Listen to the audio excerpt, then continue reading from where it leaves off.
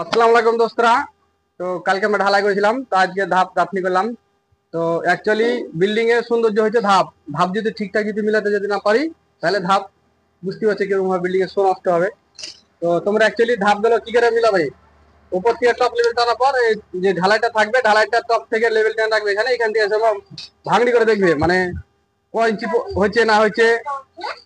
তো আমরা একটা দুটো তিনটে চারটে পাঁচটা ছটা সাতটা আটটা ধাপ হলো আমাদের এটা এটা সাইড।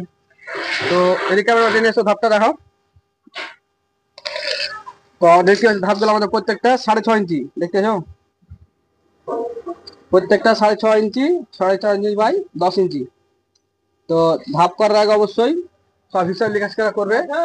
আর ধাপ বলতে আমাদের চেনাতে শুধু ইটের গাছে ধাপ হয়, কিন্তু আমাদের মুর্শিদাবাদে এরকম ধাপের গাঁথনি হয় না, আমাদের তো ওদিকে ঢালাই সব ধাপ। তো গাঁথনিটা কমপ্লিট দিলাম, দেখো গাঁথনিটা কেমন লাগছে না লাগছে। কাজ যদি ভালো লাগলে লাইক কমেন্ট শেয়ার করো, ভিডিও পাস দেখো।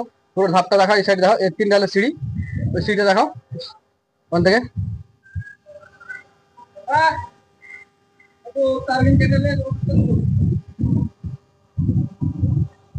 ওই সাইড দেখাতে হবে না, এই সাইড দেখো তাহলে হবে।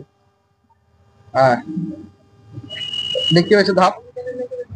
তো অবশ্যই ভালো করে কাজ করতে হলে অবশ্যই ভালো চিন্তা ভাবনা করে কাজ করবে, ভালো মাপ জুপ করে নিয়ে কাজ করবে। সিঁড়ি ধাপ যেহেতু সিঁড়ি ধাপ হয়তো দেখালো উপরে, হয়তো কোনো মিস্ত্রিতে কাজ করলে হয়তো ধাপ উপরে যায় 2 ইঞ্চি বা 3 ইঞ্চি 4 ইঞ্চি ধাপ মিললো না, একটা খাপ দেখায় সেই খাপটা যাতে না হয়। তো সেই চিন্তা ভাবনা করে ধাপ গাঁথনি করবে। আর কাজ করলে অবশ্যই ভালো করে কাজ করে সব।